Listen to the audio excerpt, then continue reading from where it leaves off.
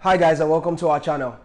Today we're going to be talking about a very interesting topic, and we're going to be talking about it right now.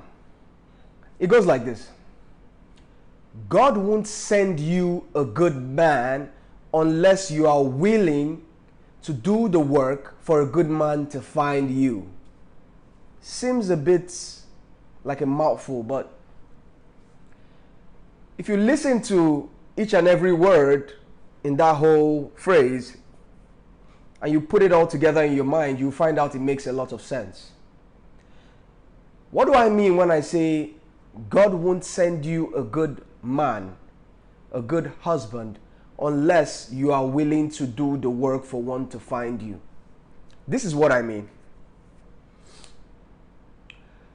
I see a few ladies, or a couple of ladies use this term. They say, God will send me a husband, God will send me a man, God will send me my man.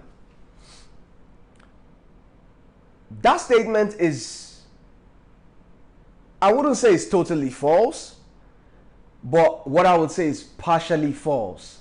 And this is why I say so. We all know God is the ultimate, He's the everything.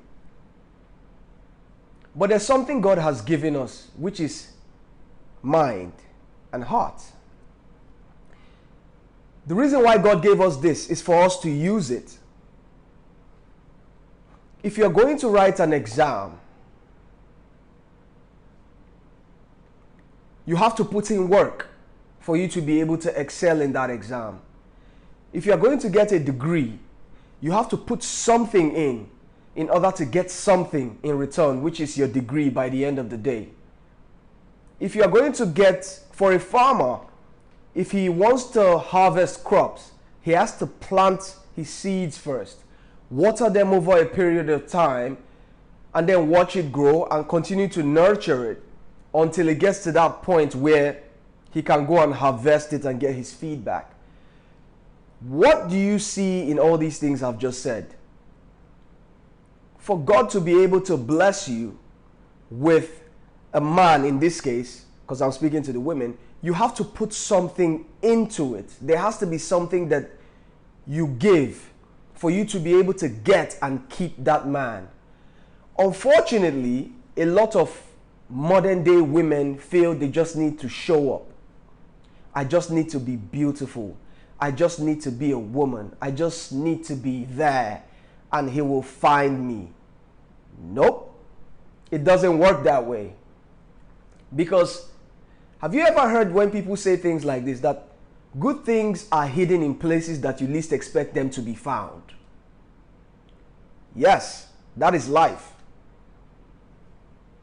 You don't always find good things in places in obvious places.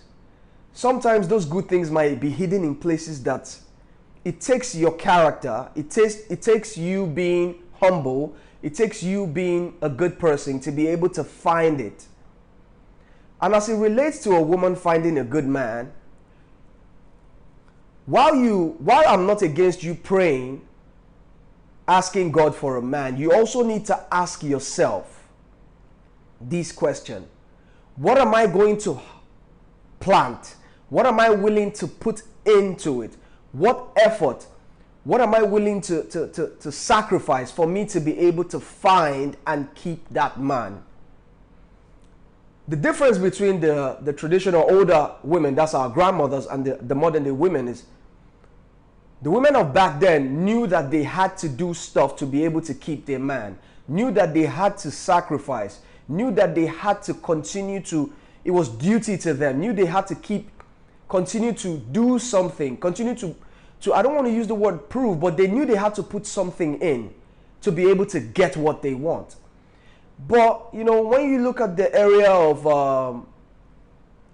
the new era, social media, you know, the new kids on the block, they just think they have to show up. The entire point of this video is to clarify that notion that a lot of our African ladies have, modern African ladies, I have to specify that. They think you just have to show up You just have to be a woman. You don't have to put in any effort. Because feminism says so, that because I'm a woman, I deserve everything that is good. No, in life you don't deserve anything. You deserve what you work for. You deserve what you get. And that's life. And even a lot of times when you work for something, you don't actually get what you deserve. So if that rule applies in every aspect of life, why would you make it different in terms of relationship? Why would a man say hello and then you look at him and you're like, to hell with you? Why? Why would you think that you don't have to put anything into something to get something in return? Why do you think that just because you're a woman, you deserve a good man just for that alone? Why do you think that you being a woman and you have a child out of wedlock and based off of that, you deserve a good man just based out of that? Why do you feel so? If a farmer has to plant his seeds and nurture it till it grows for months and months and months for us to be able to have the food we eat today, why is it difficult for you as an African woman to plant something, to put something into something to get what you want? It's easier for you when you're going for a job interview to get the right dress, to get the right mindset, to get the right outfit, because you want to impress the people interviewing you so that you could get the job. But when you're trying to get a good man, you don't feel you need to put in that much effort. Why? Tomorrow you would come out, a lot of them come out and they say, there are no good men out there. There are no decent men out there. All the men are... The other day someone was telling me that in the entire Lagos, there are no men that are... There are no husband materials. Like, what do you mean? Have you checked yourself first? Have you looked at yourself to see if you are giving the right frequency? There are some women who are giving whole frequency. They are giving negative frequency. They are giving... All they are giving out is bad vibes, bad frequency. And men receive this kind of frequency. When a man sees a woman, has a conversation for the first time, there are certain things he analyzes and he deciphers and is able to put together to say, okay, is this somebody I want to get serious with or not? Is this somebody I should treat with respect or not? The point I'm trying to make is this. For you to say, as an African woman in today's age and time, that all you have to do is just to be a woman and show up, and a man is just going to drop down from heaven and come and sweep you off your feet. You're delusional. It doesn't work that way. You have to put in something, and that thing you're putting in might be in terms of character change, might be in terms of improving certain aspects of your life, might be in terms of putting out a certain kind of positive energy. I was telling a lady, a friend of mine that I was talking to, and she was like, she made the same claim, there are no good men out there. And I asked her, I said, what makes you stand out from the rest of the women that particular man is meeting? What makes you stand out? She couldn't answer. I said, do you think it's just sex? Yes, if you say sex. The man gets sex from every other woman. And if that is all you're giving him, then you are just the same as them. So what have you done? What have you planted? What kind of vibe have you given to make this person know that I am unique, I am different? What kind of work have you done on yourself? That's why I'm always wary when you ask certain women about their past relationships and they always blame the man. Those kind of women, you stay away from them, because those women don't accept accountability. The first relationship, it was the man's fault. The second relationship, it was his fault. The third one, he was this. The third one, it was that. When you meet a woman who has those kind of patterns where it's always the man's fault, you need to run away from those kind of women. Run. 1, 2, 3, 4. They can't all be bad. And even if they are all bad, it says that you're a bad judge of character. Yes. You sit down, you pray every day, God give me a good man, God give me a good man. But your character stinks. Your attitude stinks. You bring nothing to the table. You offer nothing. You can't do anything. But yet, there are no good men. There are no good men. There are no good men. Oh God, please send me a husband. Oh God, please send me a husband. What are you doing with the head, with the brain that God has given you? What are you using it for? You think you would just sit down and become, you think men are, some of these people think that most men are very stupid. I was telling her, I said the landscape has changed. If I ask you, the women of back in the days and the women of now, is there a difference? Most women will say yes. The African women of back in the days and the African women of today, there's been some slight changes. The same way there has been some slight modifications in the way the men see them. Okay, I was asking her again. If you see a guy you like, would you kind of instigate the conversation? She said, no, I wouldn't do that. I said, why? She said, because it's not, just wouldn't do it. It's not what women do. I said, yes, but you're missing something. It's not what traditional women do. Are you a traditional woman? Are you a traditional woman? And please don't say, yes, I'm a traditional woman, because you don't even know. If I start to list out the qualities of a traditional woman, a lot of African women today fail. They fail. So if you are not a traditional woman, why should you be expecting a traditional treatment from a man? It doesn't make any sense.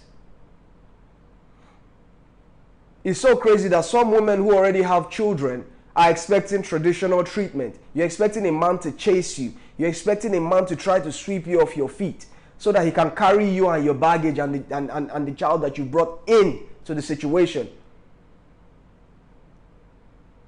How do you expect women who have kept themselves, those women who have kept themselves, done the right thing, how do you expect them to be treated if you, as a woman who has already put yourself out there, messed yourself up, you're expecting to be treated like a queen? Then what should be done to those women who have actually kept themselves? How should they be treated? Imagine you as a woman who has messed yourself up being treated like a queen. How would she feel? She would feel that, oh, I kept myself all this while, I have good characters, I have good morals, and that woman who has messed herself up is being treated like a queen. So what's the use? Nope. That shouldn't be the case. My point is this. There's nothing wrong with praying and asking God for a good man, but the question you need to ask yourself is, have you done your homework? Have you worked on yourself? Have you got rid of that anger issue? Have you worked on your skills, on things that will make you more of a woman, more of a traditional woman? Have you done the things? Have you asked older women? Have you learned from them? Have you incorporated those things that make you stand out from every other woman? Yes, stand out, because you have to stand out. For you to stand out, that's what makes you more desirable. That's what makes a man. There are some women that men see, and men will say, when you see me, men will be like, oh, this one is not wife material. The same way a woman will see a man and be like, oh, this one is not husband material. I can't marry this man. So that is the same way. So it is good to pray and ask God for something, but you have to do the work on yourself. Do work on self. Self-assessment. What went wrong in my last relationship? What did I do wrong? What didn't I get right? What do I need to work on? It's sad to say that I'll say almost 70% of women, African women these days, will tell you, oh, I don't cook. I don't know how to cook. Well, guess what? Most of the men don't even need you to cook. But you think it's cool when you say things like that in public. But when you say things like that, all it does is diminishes your value. You tell a man that has sense that I don't cook. I don't like to cook. It's okay. But what kind of impression are you giving out? The man might not even need you to cook. He might have enough money to hire a cook. But while you're telling him that you don't cook and you don't do all those things, you're giving out a negative vibe about yourself. All I'm trying to say with this video is, we shouldn't sit down and just call on God that we are looking for a good man. You know, women should not just sit down and pray and say, oh yes, I need God to send me a good man. You need to work on yourself. You need to work on yourself and make yourself the best version of yourself as a woman, so that when that man finds you, because he will find you, he would see something different in you. And this is one of the disadvantages of feminism. It has made all women around, most especially in the African continent, look the same. The reason why is because they all do the same things. They wear similar clothing. They think the same way. So in order for you to set yourself out, you have to be unique in what you're doing. And being unique involves working on yourself, accepting, taking accountability where you've done wrong in the previous relationships and working on those things. Those things you are working on, you're not working on it for the man, you're working on it for yourself. Most women who don't take accountability, who are always blaming the man for their bad relationships, they always end up not having anybody. Because it's the same cycle. Oh, it was his fault, it was his fault, it was his fault. Are you a saint? You're not a saint. You can't keep telling me that the last 3-4 men you've had things to do with, it's all their fault. I'm going to look at you like, then you have a problem. So what I'm saying is, it is good to pray and ask God for a man or for a relationship. But to ask God for that without working on yourself, without doing your own work, without using the brain that God has given you to be a better person, without improving yourself and thinking that all you have to do is just be a woman and show up, and then the man will just come and sweep you off your feet. It's a very, very severe case of delusion. Having said that, I'd like to thank you guys for watching. Do subscribe, and I'll see you guys again next time. Bye-bye. Whoa, whoa.